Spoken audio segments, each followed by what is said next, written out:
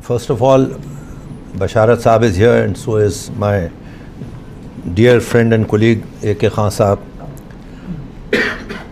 So thank you, Basharat Saab, for inviting me to share some thoughts with our young friends here.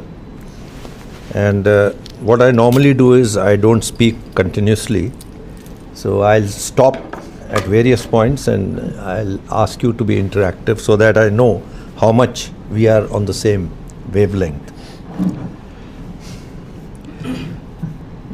The topic given to me, managing and understanding change,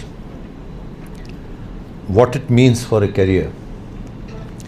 So the first thing is that I was reflecting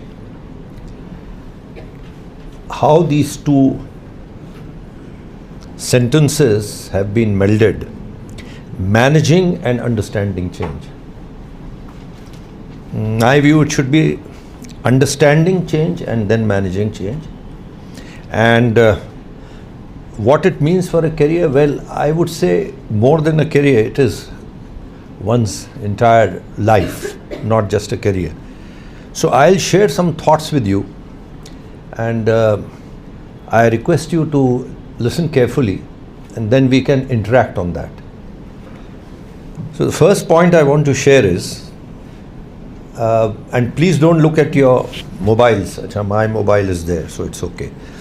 Please don't look at your mobiles to see when I mention some names with whom you may not be familiar. So the first name I want to mention is Viktor Frankl. Has anybody heard of Viktor Frankl? You have. In what context? He wrote he's author of A Man's Search for Meaning. Correct. So have you by any chance read it also? Yes. You have? It's about the Holocaust that happened in Germany. Okay, good. So delighted that one of our friends here is familiar. Okay. How many of you are familiar with the Socratic didactic methodology of teaching?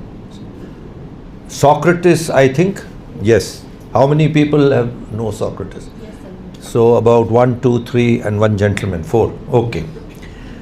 And I'm sure everybody has heard of Lord Gautam Buddha. Yes, sir. So these 3 persons I named, I will link them in a historical context and try to share with you some thoughts. I mentioned Viktor Frankl first deliberately because he was a psychiatrist and also a psychologist both. And the book which the young lady here mentioned, Man's Search for Meaning, is one of the most powerful books ever written. If I'm not mistaken, it is an all-time bestseller and it was translated into many languages. He developed a theory which is called logotherapy. And the essence of logotherapy is that all human beings require a purpose in life. And if we do not have a purpose, life loses its meaning. And then he has mentioned, based on his personal experiences he was in the Nazi camps, concentration camps, how he could predict after some time that a certain prisoner will die. And that prediction used to be very accurate. And when that person would die, he would die of no outward causes. So then he went on analyzing, and finally he came out with this theory. Luckily, he survived the Holocaust. And after the war ended, Second World War in 1945, then he wrote this book, Man's Search for Meaning. He was an Austrian and he was a Jew, by the way, and that's why he was in the camp. So I don't want you people to start reading this book. It's not necessary. But you can do a web search and find out what are the basics of logotherapy. So that is my starting point. Unless we as individuals are clear what we would like to do or be, career comes much later. We must have a value system. We must have some humaneness in ourselves. That's the first. The second person I mentioned is Socrates. Now, Gautam Buddha and Socrates are more or less same time, 2000, 2500 years. Socrates was a person who is widely regarded, along with Plato and Aristotle, as the foundational figure of independent thinking, creative thinking, and understanding oneself. Why the Socratic method is so important is because it is based on question-answer. And Socrates would never provide an answer to any question. So if one of his shishyas or chelas or students went to him and said, "Master, why is there pain in life? Why is there sorrow?" Probably Socrates, in an imaginary conversation, would never say that, there is sorrow because of the law of karma. We keep getting reborn till we clear our karma, or something like that. Instead, he would say, "So you feel pain?" Then he would say, "But what type of pain? What sort of pain? How many types of pain are there? And what is more painful? What is less painful?" And so on. So the person who has gone with the question would be forced to start thinking that instead of using umbrella terms and sweeping words like, without understanding the depth, pain. There are so many types of pain. There is intensity of pain, there is degree of pain, there are, all types of pains. And this dialogue would go on. And at some point of time, that person would then realize that I think I know some answers. And then Socrates would tell him, "You see, you knew it. I didn't teach you anything. You knew the answers. I only helped you in arriving at the conclusions." So this is called the Socratic didactic method. And this has been widely used globally. The third person I mentioned is Lord Gautam Buddha. And one of the famous statements attributed to him is, "If you do not know where you are going, any road will take you there." Now link this up with logotherapy, Socrates, and then Lord Buddha. Meaning in life. So if you do not know where you are going, what is the meaning you have? What is your value system? If you don't have the ability to unleash your inner potential, realize your own intellectual qualities, your own depth, that is, the method of Socrates, who makes you realize.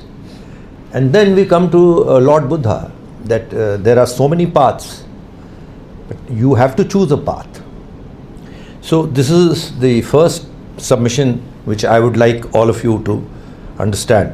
And let me stop here and ask, anybody has any comments to make on what I have said so far? Any responses, any clarifications? Please feel free. Very simple. Since I presume your mother tongue is Hindustani Urdu or Dakhani Hyderabadi, which are all the same more or less. So there is a very simple couplet. "Na manzil hai, na manzil ka pata hai. जिंदगी रास्ता ही रास्ता है." या गालिब साहब का एक मिसरे का एक पाठ है, "मैं वहाँ हूँ जहाँ खुद को खुद की खबर नहीं, मैं वहाँ हूँ जो खुद को खुद की खबर नहीं." अब सॉक्रेटिक मेथड यूज़ करते हुए अब आप मुझे बताइए क्या इसका क्या मतलब हुआ कि खुद को खुद की खबर नहीं? आप सोचिए इस पर, और इस पर भी सोचिए कि ना मंजिल है ना मंजिल का पता है, ज़िंदगी रास्ता ही रास्ता है। अब इन दोनों को कंबाइन कर दिए। मैं अगर आपको जवाब दे दूंगा तो फिर तो मैं एंटी सॉक्रेटिस हो गया। आप सोचिए, इसलिए मैंने कहा था आप लोग गौर से सुनिए, यू मेक योर नोट्स। किसी भी सेशन में आधे घंटे या 1 घंटे या 2 घंटे के कोई लर्निंग तो नहीं होती, लेकिन हाँ अगर आप लोग गौर से सुनेंगे तो दैट कैन ले the foundations for more thinking. That is why I started with Viktor Frankl. I did not start with Socrates. Viktor Frankl died only 100 years back, whereas Socrates is over 2000 years. Okay, then we proceed further. Now I come to change. Now change is the only thing which is permanent, because every moment There's a very beautiful song of a film, I think released in early 70s. I don't think in your generation you would have heard of it. But in case some of you have heard, then you know what a beautiful song it is. आने वाला पल जाने वाला है. आप लोगों ने सुना है? किशोर कुमार. तो इसका मतलब आप पुराने गाने सुनते हैं या सुनती हैं, बहुत अच्छी बात है. इस पे गौर कीजिए. आने वाला पल जाने वाला है. हो सके तो इसमें जिंदगी गुजार दे. जिंदगी, पल जो ये जाने वाला है. तो चेंज ये है, हर पल में हर सांस जो हम लेते हैं वो फिर रिपीट नहीं करते, वो दूसरी सांस होती है. लेकिन कोप कैसे करेंगे चेंज के साथ, सिचुएशन के साथ? Before coming here I was having a little discussion with Basharat Saab on what's happening around us and how to deal with the situation.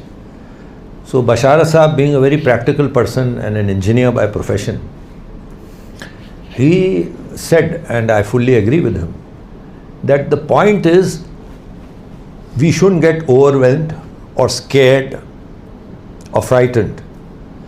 Let's understand the situation and then let's respond in a way which is the best possible given the situational constraints. So this is all about life. So I don't want to give a talk on change, managing change or understanding. And incidentally, I've had the privilege of co-authoring a book which was released exactly 17 years ago.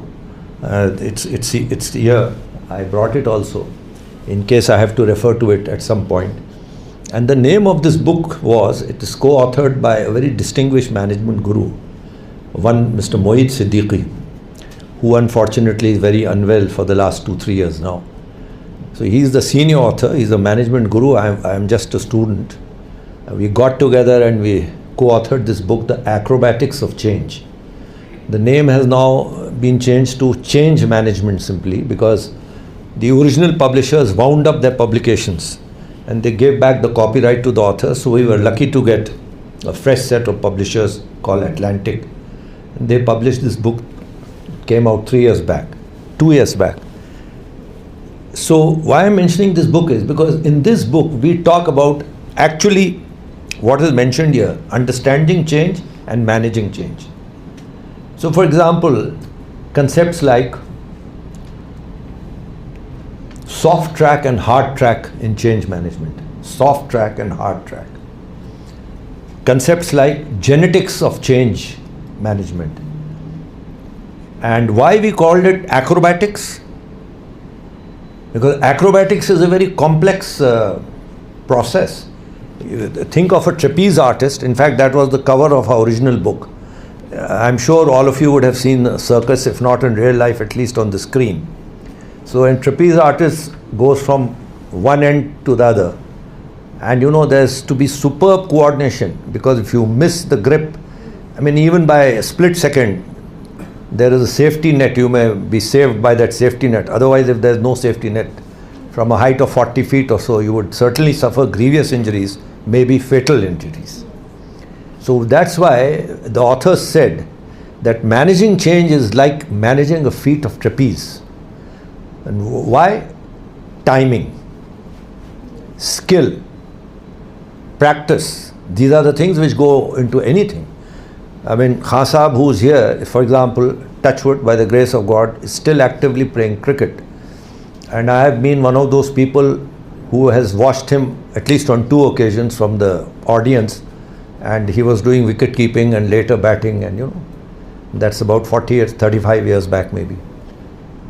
So he knows that if he wants to continue playing cricket, he has to keep his body at certain levels of fitness, otherwise he can't. If you ask me to play cricket, I certainly will not be able to.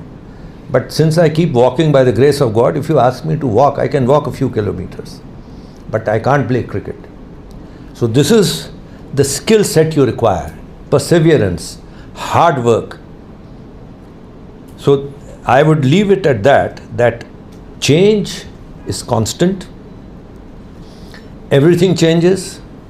There are some very interesting chapters in our book, and the titles will are very inviting. For example, why can't you step into the same river twice? Why can't you step into the same river twice? Another title is Scarecrow does not scare crows. Singular, plural. Scarecrow does not scare crows. And the third one is, I've already quoted, if you do not know where you are going, any road will take you there. And there's another one also very interesting, which some of you would have heard, especially in management. A boiled frog does not leap out of the frying pan. Has anybody heard this? A boiled frog does not leap out. By the way, currently we are all boiling frogs. We are not boiled yet, but we are in the process of getting boiled. Because we are slaves to something called Android system. And I myself have one, but by God's grace, I'm not a slave to it. I treat it as my slave. So the moment you start treating your phone as your boss, which I find 99% people doing, I've seen such ridiculous sights on the road. I don't drive anymore because of the type of driving, unfortunately, people do in Hyderabad, or for that matter, most of India. I mean, I've seen incredible things. So all those people are slaves.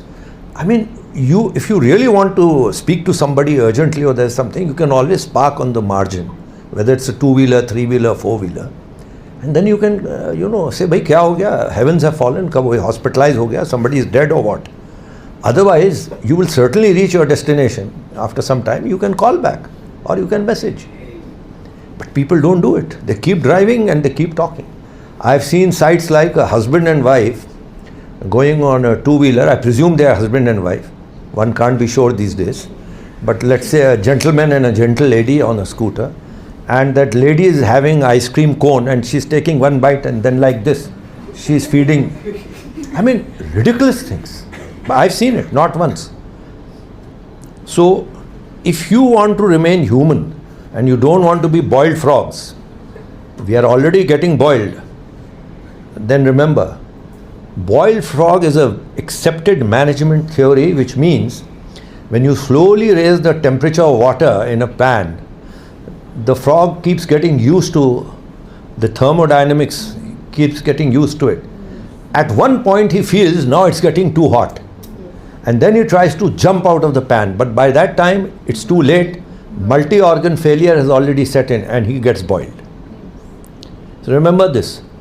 We are already, I am myself included, but my only saving grace is that God has been kind to me. I have already completed more than seven decades on the planet. So if I go, I have no regrets. I think whatever I could do, I have done. But you are all in your 20s or maybe at the most 30s. So presumably you will look ahead to next 30, 40 years. And you are all here in this room because you have some ambitions in life and you want to choose certain career paths. So this is what I will say about managing and understanding change. And I'll stop again.